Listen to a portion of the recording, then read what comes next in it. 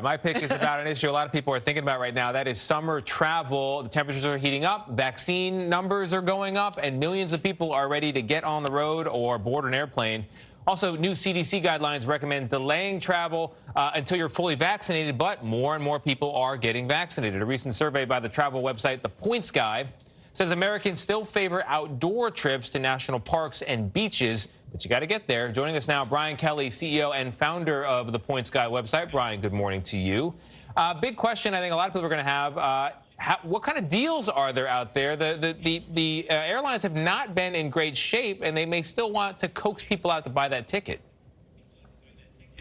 Yeah, there are absolutely still deals to be had, but not usually to the most popular destinations, right? So summer 2021 is looking to be a lot similar to 2020. National parks, Hawaii, Alaska, and airfares to those places have skyrocketed. But you got to hunt for the deals, try to go in off-peak weeks or travel during the week. But you can definitely still find those deals. So, Brian, it occurs to me that as more people try to travel because they're vaccinated, the airline industry and other tourist businesses are going to start increasing their prices, maybe by a lot. Are we going to see something like price gouging this summer? Uh-oh.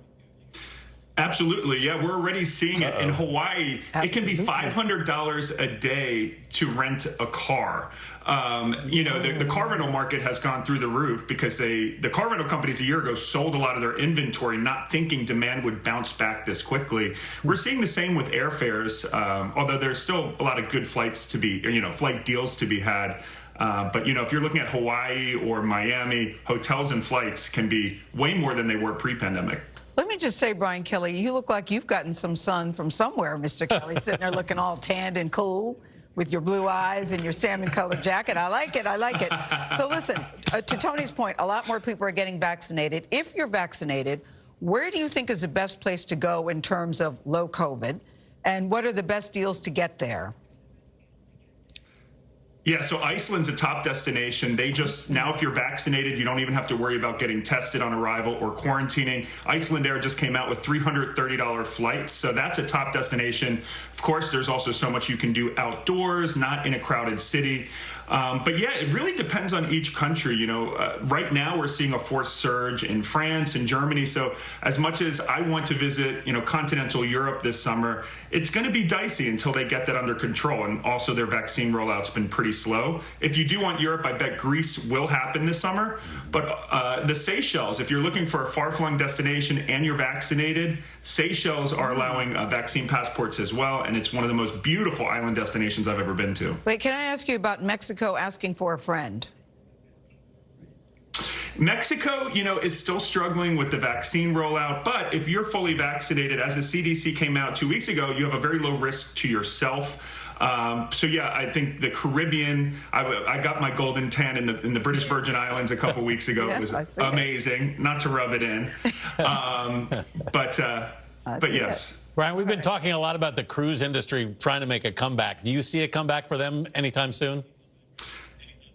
Absolutely, but just yesterday, the state of Florida is suing the CDC because the CDC needs to sign off for cruises to leave from the U.S., but they don't from other countries. So what we've seen is the cruises now are going to be leaving from Bermuda and Jamaica as soon as this summer. And we've heard from the cruise industry that bookings are way up, but you will need to be vaccinated to go on most cruises. And we are seeing foreign airlines like Qantas demanding, or requiring that people be vaccinated whenever they start to fly again. Not every airline is going to mandate it, but the cruise ships will. But Anthony, I think we should mention, and Brian, I know you would point this out, people who had flights canceled last year at this time, they probably have credits and vouchers. They may expire, so before you book, check that.